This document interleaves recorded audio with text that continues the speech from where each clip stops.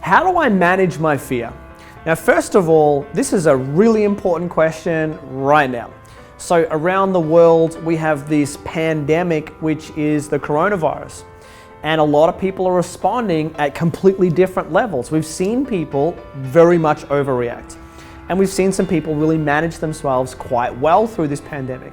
And so the virus is there and it's something that we're dealing with, and we're all doing social distancing, and we're doing the best to be able to live our lives and to be able to do as well as we possibly can right now.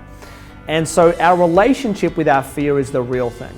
First of all, a couple of myths that'll get in our way. One myth is this, is that some people don't experience fear. That's crazy, an idea that some people don't experience fear. If anyone says I don't experience fear, they are telling a fib. Fear is a biological part of who we are. The only reason why we have evolved for so long is because of fear. Because fear tells us what's going to kill us, what is going to hurt us, what's going to get in our way, and we move away from it, right? Now, in today's world, there is so much happening that can cause fear. Being late for work, not getting a promotion, right? Instead of it being tigers and lions, now it could just be someone else at work or the competition that can be causing the same biological fear response. And so we get into trouble when we don't know our fear. The key to managing fear is actually to move towards our fear. Now, this might be counterintuitive for most people, but it's the only way to create a relationship with it. We want to create a relationship with fear. When someone's relationship with fear is when fear comes, I move away, that person has what's called a very bad or low fear response. They have a bad relationship with fear. So little things, when there's a little problem, they have a big response. So if you talk about a large problem like COVID-19, they have a phenomenal fear response. Someone who has a better relationship with fear maybe still feels the fear, but they can still keep on moving through life. They're able to make functional decisions. So when we have a bad relationship with fear, fear takes us over. And if you've ever been in a situation where fear takes you over, fear takes over your thinking. You're not making conscious decisions when you're that afraid. When we have a great relationship with fear, we can feel the fear and then we can do it anyway.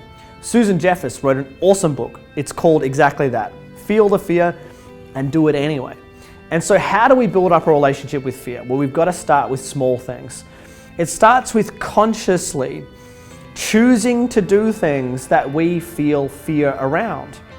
And what we want to do as a result of this is start to breathe deeply whilst we feel this fear and take action. And so if I'm able to feel fear and not be afraid of the fear, right? I want you to get what I just said because it's really significant.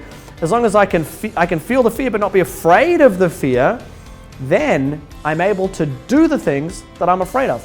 I'm able to feel fear and manage myself and make really great decisions. So a relationship with fear is by far one of the most important things that we have to cultivate, because our dreams, our goals, everything that we want to grow into and evolve into is outside our comfort zone. And what's outside our comfort zone? Uncertainty, stuff that we don't know the answer to. How do we usually respond? With a little bit of fear, a little bit of anxiety, a little bit of trepidation. And so people won't get outside of their comfort zones if they don't have a relationship with fear.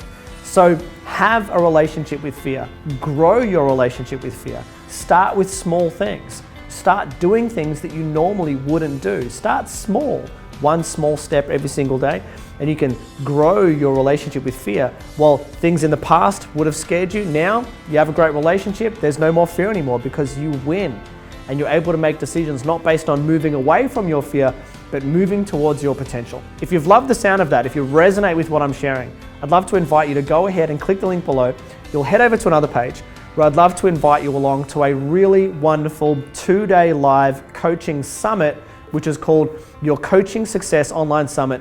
And it's all about how you can use tools and ideas like this in your life and share them with others. Go ahead and click the link below. I hope to see you on the other side.